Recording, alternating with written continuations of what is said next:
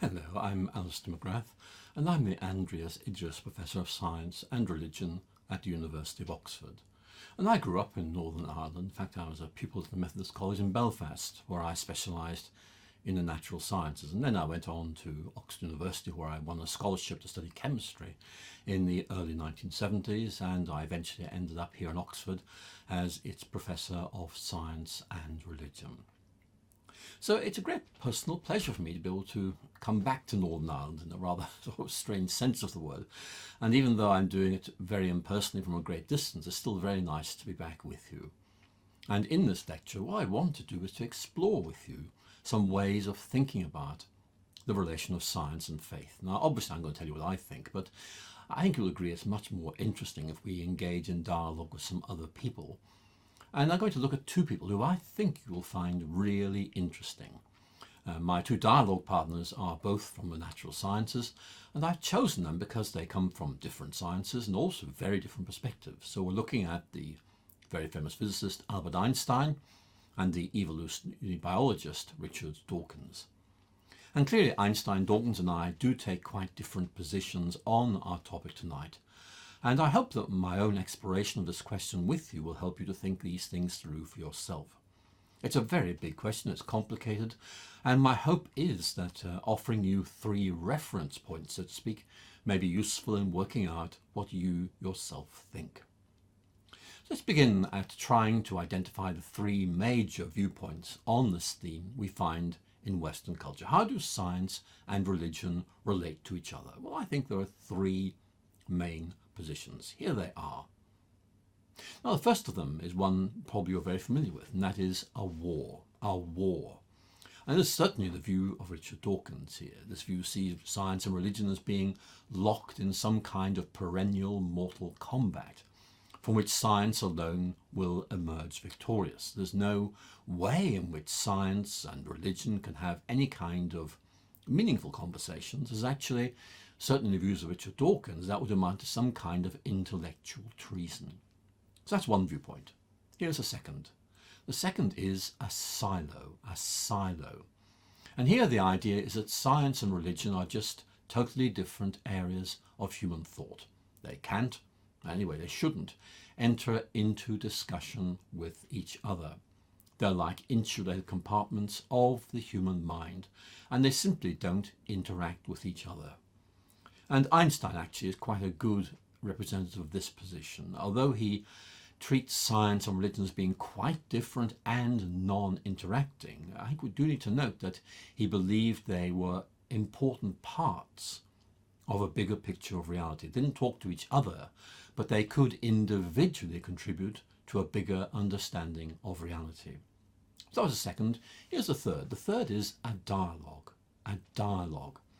And the view here is that science and religion offer different perspectives on the great questions of life, which are capable of informing and illuminating each other. And such a conversation could be both constructive or critical at the same time.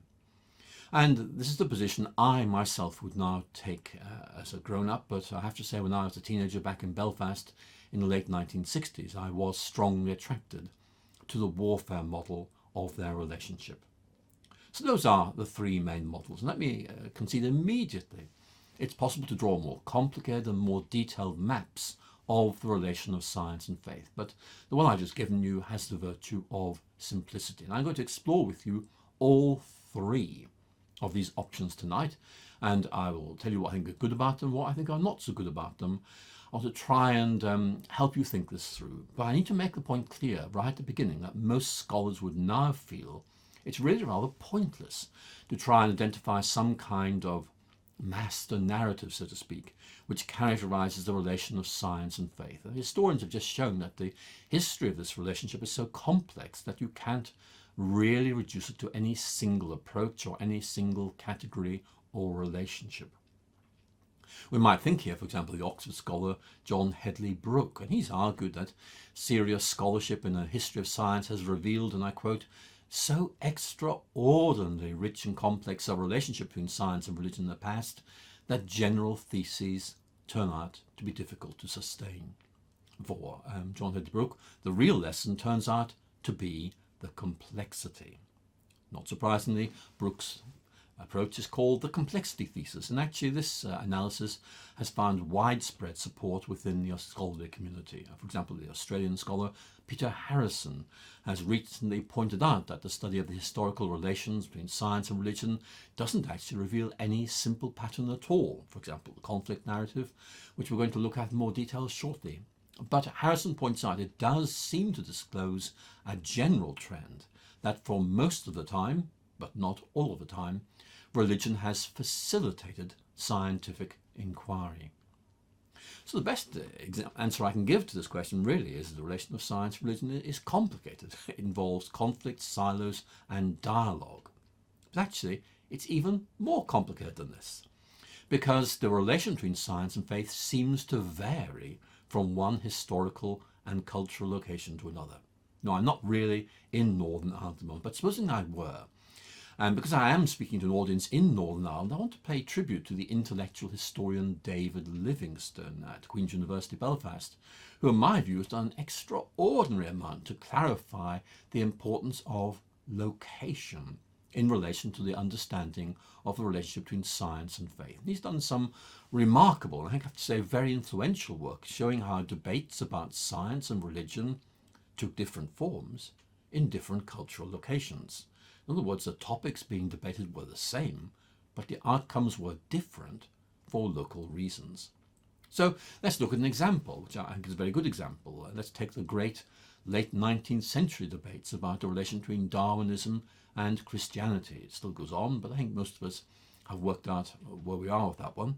But interestingly, back in the 19th century, that debate had very different forms and outcomes in Belfast, Edinburgh, and Princeton in the United States. And local factors there made a big difference. So we need to be careful about universalizing this.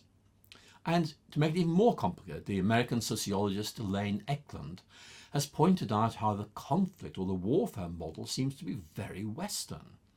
In India, China, and Japan, for example, science and religion are generally seen as being different, yet completely compatible. So you can see there are cultural and historical factors that we need to find some way of weaving into this analysis.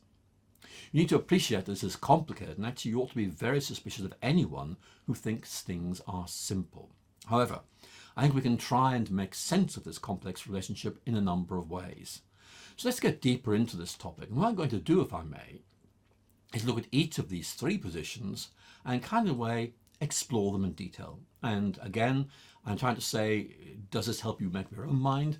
I'm telling you what I think, but you don't have to agree with me. I'm simply trying to set these out for your consideration. Let's begin then with the warfare or the conflict model of science and religion, which in the past has been very influential. In fact, I would say until the end of the last century, that's the 20th century, it was still a dominant narrative of the West, at least in the media. I mean, not in scholarship, which realised this didn't really work very well a long time ago. I have to say there was little trace of this approach in Britain during the 17th and 18th centuries as the scientific revolution got underway. And those of you who know the history of this period will be very aware science and religion were then seen as often different approaches to the natural world, but they weren't seen actually as being competing or even conflicting.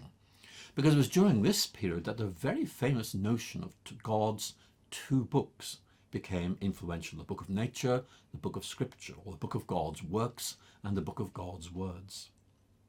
So when did this conflict model kick off? Well, sociologists suggest that the conflict model really became significant in the final part of the 19th century, not because of Darwin, as you might think, but because of populist works like John William Draper's History of the Conflict Between Religion and Science, 1874, and Andrew Dixon White's book, Warfare of Science with Theology, 1896. They're both American books, and they both, I have to say, are very polemical, and their scholarship, frankly, is lousy, but they were also very influential.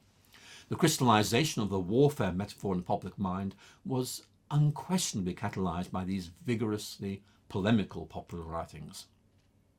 Now, from a sociological perspective, scientific knowledge was advocated by particular social groups to advance their own specific goals and interests. And of course, this was particularly important in England during the 19th century, especially towards the end of the century, when there were two specific groups that actually were in competition with each other, the clergy and scientific professionals.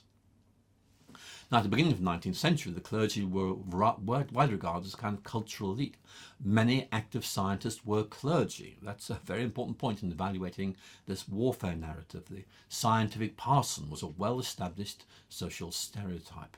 However, as the century progressed, the professional scientist began to make his or her appearance, and there was a struggle for supremacy about who would gain the cultural ascendancy within British culture in the second half of the 19th century. Scientists want to be absolutely free of political and ecclesiastical control.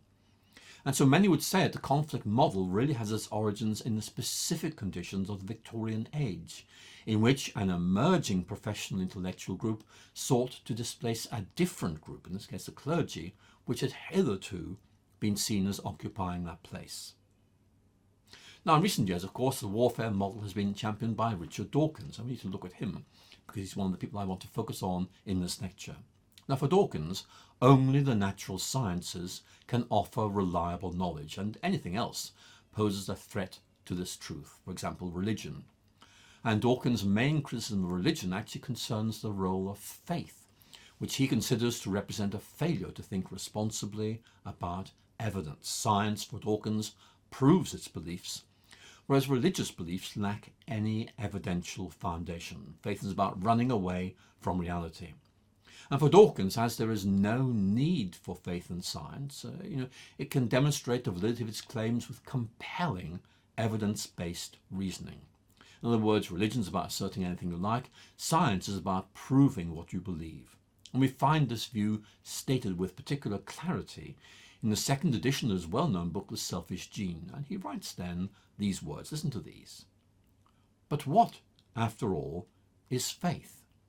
It is a state of mind that leads people to believe something, it doesn't matter what, in the total absence of supporting evidence.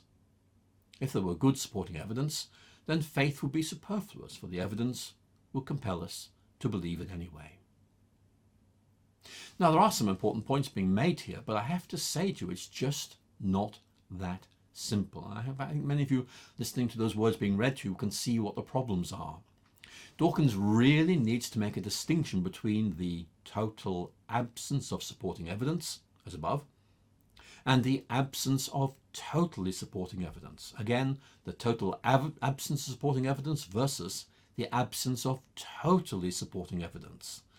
And as any scientist listening to me will know, evidence is open to multiple interpretations and rarely points to only one unambiguous conclusion.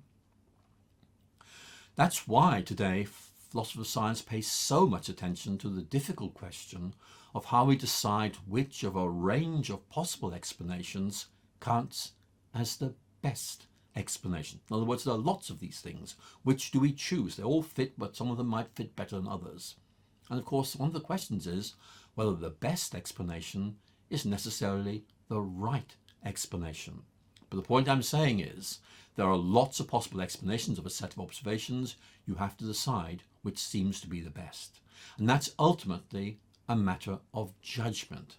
A matter of judgment that is informed by the evidence, but is not always determined by the evidence. You believe this is the best way of making sense of these things, but very often you can't prove it. Now, if you've read the philosopher Karl Popper, you'll know the argument well. A lot of scientific theories of the past, which were once thought to be the only reliable explanation of things, are kind of way now discarded and abandoned. Well, I was 18, it was actually a very long time ago. I read Arthur Koestler's very famous book, The Ghost in the Machine. And this was a very challenging book, which really undermined my teenage scientific positivism. I thought science proved everything, but when I finished this book, I wasn't quite so sure. This quote remains embedded in my memory. The progress of science is strewn like an ancient desert trail with the bleached skeletons of discarded theories which once seemed to possess eternal life. In other words, science changes its mind, and rightly so. After all, 100 years ago, the scientific consensus was that the universe had always existed. And as you all know, the consensus today is that the universe came into existence. And I have no idea, neither do you, what that consensus is going to be 100 years. We need many intellectual toolkits to be able to engage its many aspects. Now, Dawkins and I both love science, but where I think he and I diverge is whether this means that only scientific knowledge is reliable, and whether we are limited to scientific methods in establishing secure beliefs on the basis of which we can live meaningful lives. Now, Dawkins clearly believes that a scientific answer to any given question renders other answers unnecessary, and in fact probably shows them up as being false as well. That's an interesting point, and I think it's worth exploring further because it's just not that simple.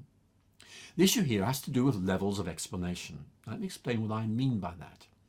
There's a growing realization that our world is complex, consisting of multiple levels of reality.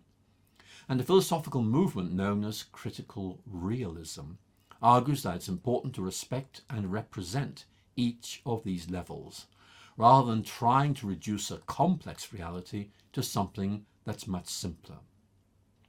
Now, if we don't do this, the inevitable result is going to be that a partial truth is presented as if it is the whole truth. Now, I appreciate that this sounds terribly abstract. So let me give you an example that hopefully will make this important point more clearly. I'm going to talk to you about the distinguished geologist Frank Rhodes, who ended up being president of Cornell University in the States. And some years ago, he made this point by inviting us to imagine a kettle that is boiling. Now, supposing someone were to ask, why is that kettle boiling? And Rhodes points out we might give two different answers. Here's the first of them. At the scientific level, energy is being supplied which raises the temperature of the water to its boiling point. That's a scientific answer. Here's another answer. The kettle is boiling because I want to make myself a cup of tea. Now think about that. Rhodes makes a point which you may find a bit predictable, but actually is nonetheless important. Listen to what he has to say as he thinks about the relationship of these two different explanations. These are different answers, but both are true, both are complementary, and not competitive. There's a sense in which each is incomplete without the other. Now, I think you can see the point I'm trying to make. A scientific explanation certainly fills in part of a bigger picture, but it doesn't disclose that full picture in itself, and we need to see that bigger picture in its totality. Science is part of it. The kettle's boiling, but there's another reason I wanted a cup of tea. These are different. The scientific reason is valid but not exhaustive. We need a wider range of resources in our quest for knowledge. So we come to the second approach, the silo, or perhaps the isolationist approach to science and religion. Again, it's a very influential model, and many of you listening to me will probably feel sympathetic to it. On this view, science and religion are quite distinct, and there's no reason for them to talk to each other, even though both are important aspects of human existence. So as I promised earlier, I'm going to look at Albert Einstein's approach to this question, which I think is really interesting. Einstein treats science and religion as two distinct and different areas of human reflection, and they focus on different aspects of our attitude to our universe. We want to know both how things work, but also what things mean. And the first of those, question about how things work, is a scientific question, but the second, what they mean, is not. Now, in a lecture given at Princeton in May 1939, Einstein talked about the limits of rationalism in dealing with the big questions of life, and his core aim was to consider the relation of two different forms of human thought: science, which in his view dealt with facts, and religion, which in his view dealt with values and meaning. And Einstein opened this very famous lecture by noting that during the 19th century it was, and I quote, widely held that there was an irreconcilable conflict between knowledge and belief. And Einstein tells us this was linked with the view that a belief that did not itself rest on knowledge was superstition. Now, in developing his own approach to this question, Einstein made the following point, which I think is both interesting but also rather challenging. He writes, the scientific method can teach us nothing beyond how facts are related to and conditioned by each other. The knowledge of what is does not open the door directly to what should be. In other words, science can tell us about what there is, but not what there ought to be. In other words, ethics. And many, I think, of you listening to this will recognize the views of philosopher David Hume in what Einstein is saying. For David Hume, there is no direct relationship between what actually happens in nature and what we believe ought to happen in nature or in human life. First is science, the second is ethics. For Einstein, we need them both, but they are different. They deal with different areas of life. They're in different silos, but we can still bring them together to give us this bigger picture of life. Now, for Einstein, religion comes into play in identifying the proper goals of human life and motivating us to achieve them. He writes, "One can have the clearest and most complete knowledge of what is, and yet not be able to deduce from that what should be the goal of our human aspirations."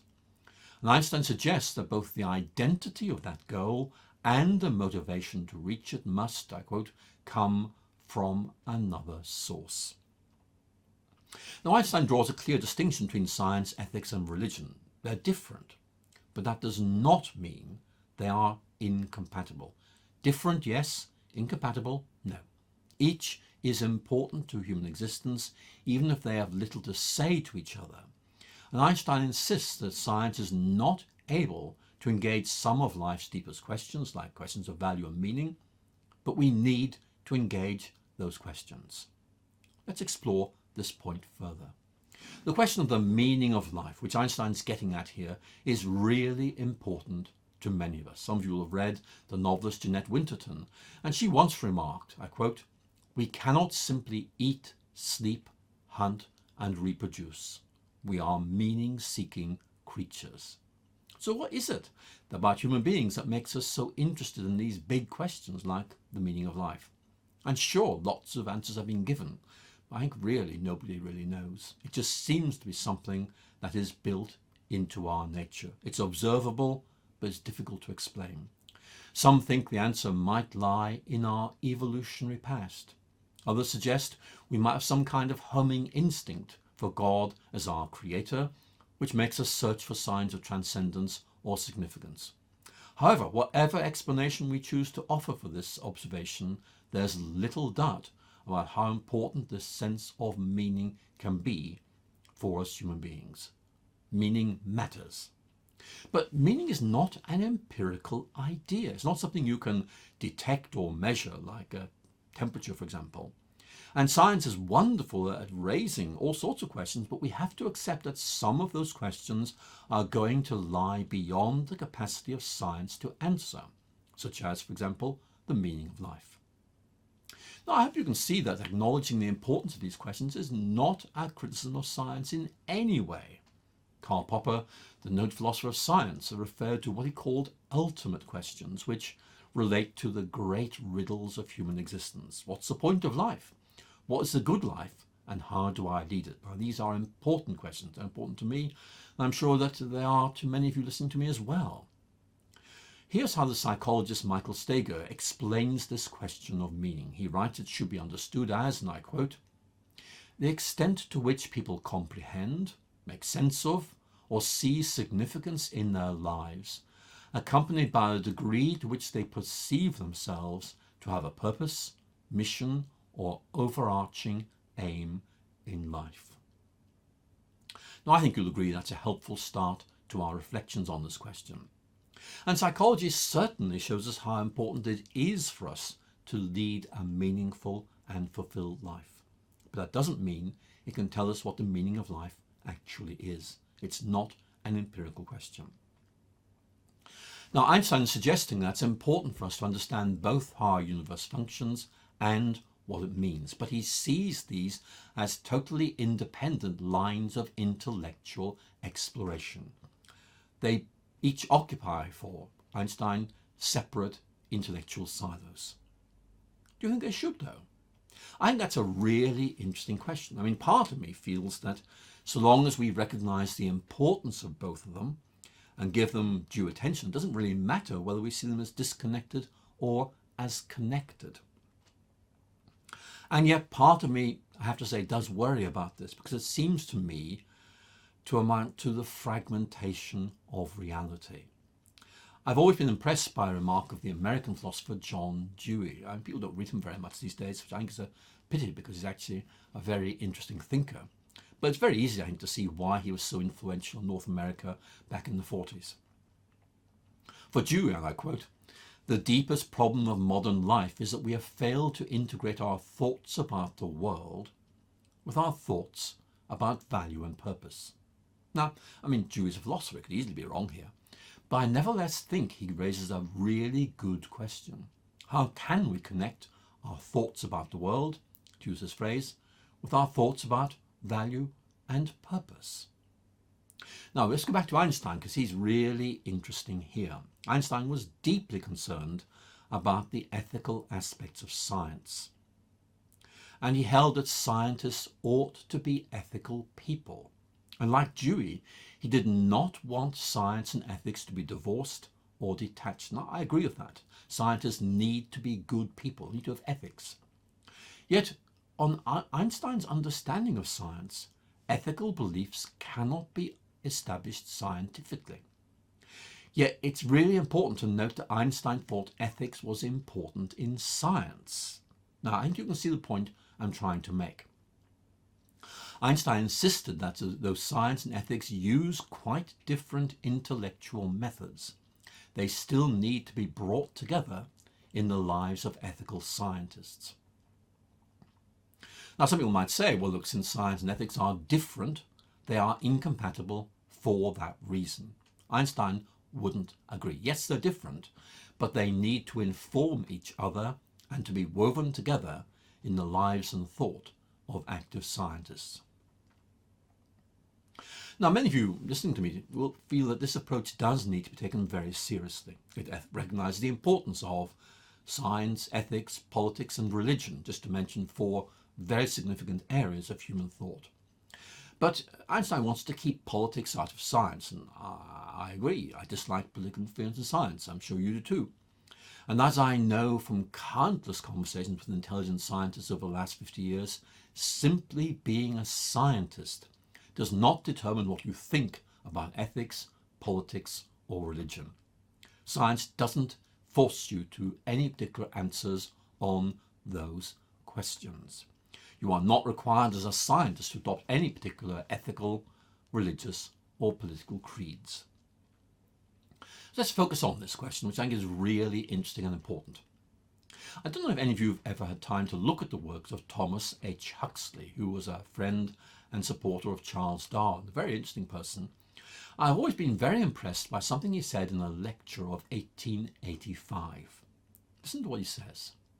"Science," I quote, "commits suicide when it adopts a creed." Again, science commits suicide when it adopts a creed. I think that's a very perceptive statement. Huxley was not simply noting the dangers which arise when science becomes a servant of the church or any religious organization or theological orthodoxy. He saw equal danger in science becoming the servant of a doctrinaire atheism or some kind of political ideology. And those of you who are historians will, I think, probably know this actually happened in Nazi Germany and Stalinist Russia.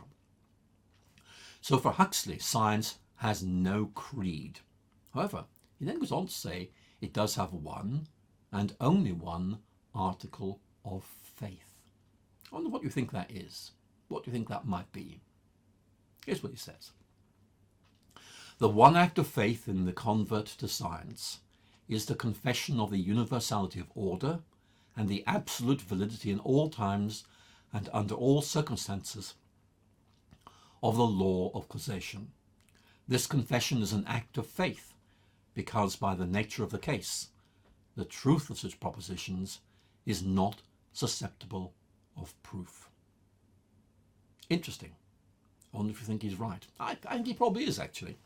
But whether you agree with me or with Huxley or not, Huxley has certainly opened up a very important question about the place of faith in science. As Huxley notes, faith, meaning an act of trust that goes beyond the evidence, isn't limited to religion. So what about this isolationist approach? Well, how should we evaluate it? Well, I can see merits with it. I think it has a lot of important things to say to us. Keeping science and faith separate makes a lot of sense. But I can also see some problems. I mean, here's my concern. The approach seems to me to prevent, or at least to discourage, any integration of our thoughts about how our world works with what it actually means. And interestingly, as many of you will probably know, Einstein himself was a very strong advocate of theoretical unification. Holding together what might seem to be disparate and disconnected, in other words, you have a bigger picture of reality, and that frames things that otherwise look different. Now, in the end, of course, Einstein failed to find that unification of scientific theories that he thought was so important, but nevertheless, he tried very, very hard.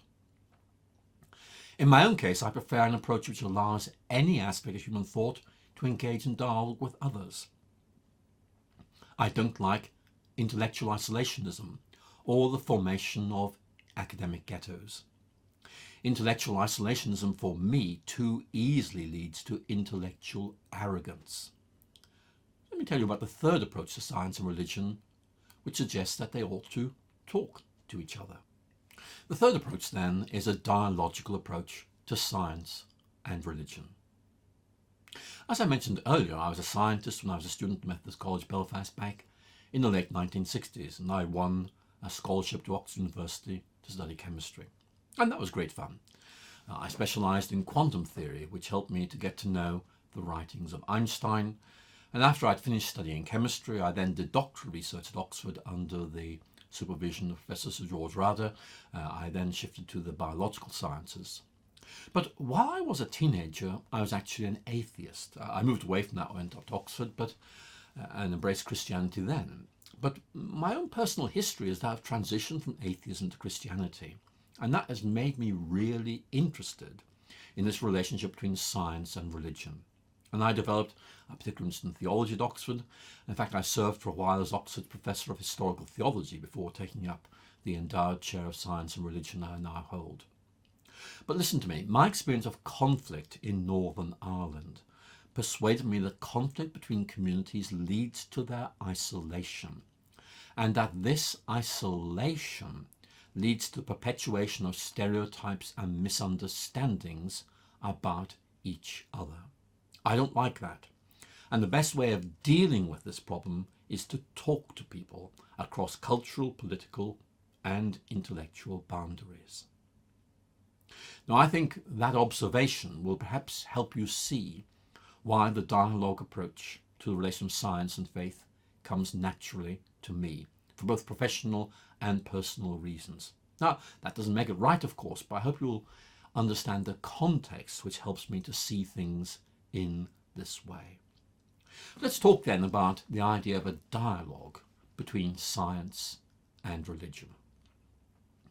This dialogue would have to begin by recognizing the obvious differences between religion and the natural sciences. And it has to be, therefore, a critical and constructive dialogue, not a cosy and uncritical conversation. That's certainly what I would do. I would understand a dialogue to be an interaction and exchange that is critical in nature, even if it might be constructive in terms of its outcomes.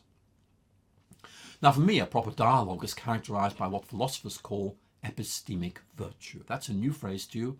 It means that each participant needs to take the other very seriously, attempting to identify strengths and weaknesses in their position, while at the same time being willing to learn from the other and face up to your own limits and vulnerabilities. Now, you don't have to agree with your dialogue partners. You just need to understand them and take them seriously and think what, if anything, you can learn from them. For example, have they seen something that I have missed? If so, I need to do something about that. Now, this approach has merits, but it also has difficulties. On the positive side, it means that you have to become informed about both. Now, as an educationist, I see this as a virtue. You don't talk about something unless you know something about it. Yet more profoundly, it allows you a deeper grasp of our complex world. If I could use a simple analogy, if you look at our world through one lens, you'll see it in 2 dimensions. But using 2 lenses, allows you stereoscopic vision. And for me, one of the most important questions in life is how we can represent our complex world properly without reductive distortion. And that means we need to look at our world using different lenses. That, of course, might be interesting, but it does raise some problems. And the most important of these is how we can hold multiple insights together.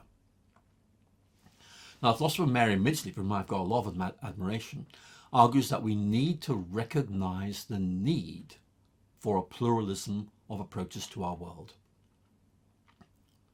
And her final book, What is Philosophy For?, puts it like this. On the one hand, I want to emphasize that there really is only one world, but also on the other, that this world is so complex, so various, that we need dozens of distinct thought patterns to understand it. We can't reduce all these ways of thinking to any single model. Instead, we have to use all our philosophical tools to bring these distinct kinds of thought together. Now, I hope you can see the point she's making. Science can't answer all our questions about life. It's very good at answering scientific questions, and I think that's really important, needs to be respected. But science can't answer moral, existential, or religious questions, especially anything to do with values or meaning in life. Now, Richard Dawkins would not agree with me at this point. For Dawkins, science is the only reliable intellectual authority which puts everyone else out of business. And that view is now known as scientism. I say it again, scientism. You might have heard that word, but it's an important word. So how can we move, I wonder, from recognizing a plurality of insights, that's the second approach I discussed in this lecture, to a more integrated vision of the world? Let me give you Mary Midgley's answer, which I find very helpful. Midgley uses the metaphor of maps to capture the many aspects of reality and to resist some kind of reductionism, trying to reduce a complex reality to something very simple. Interestingly, Midgley got this idea from a physicist, John Zeeman. Here's what she says. Listen to her, she's very interesting. Zeeman developed a metaphor of knowledge as the use of maps, not of one map, but of a collection of maps, all of them incomplete, which together gradually shape our understanding of a new piece of country. By bringing those maps together and constantly improving them, he said, in time we build up a composite picture which brings us closer and closer to what the outside world is actually telling us. Now let me unpack what she's saying in this very dense and rich passage and see if you find it persuasive or helpful. Midgley's idea is that we need to use multiple maps to give a proper account of a complex reality. Each of these maps is incomplete in itself, and that we need to bring these maps together so they give us a fuller account of this world we live in. For example, think of an atlas which provides us with many maps of a region, for example, North America or Europe. But why do we need multiple maps of such landscapes in the first place? Why isn't one good enough? Midgley, in dealing with this objection, points out that different maps provide different information about the same reality. We need multiple mappings of reality because each such mapping is incomplete. It focuses on some specific question that's being asked and not others. It can only tell us certain things. So, for example, a physical map of Europe shows us the features of its landscapes, whereas a political map shows us the borders of its nation states. So a political map might be useful to a refugee who's seeking asylum, but a physical map will be interesting to a tourist who wants to find nice mountain scenes. See the point? Midgley is telling us that there is only one world but a big one, and it needs many maps to do justice to its vast scope and range, and to the multiple interests and concerns of its inhabitants. So a physical map of Europe does not make a political map of the same region irrelevant. We need to map both physical and social realities. So again, each map makes sense of the whole landscape only by answering certain questions and not others. So if we want to get an overall view of a complex reality, we have to say that we're not going to allow ourselves to depend solely on any individual map, which is obviously going to be incomplete in itself. Instead, we need to find some way of bringing these maps together to lay them over each other so that their information can be harvested and used.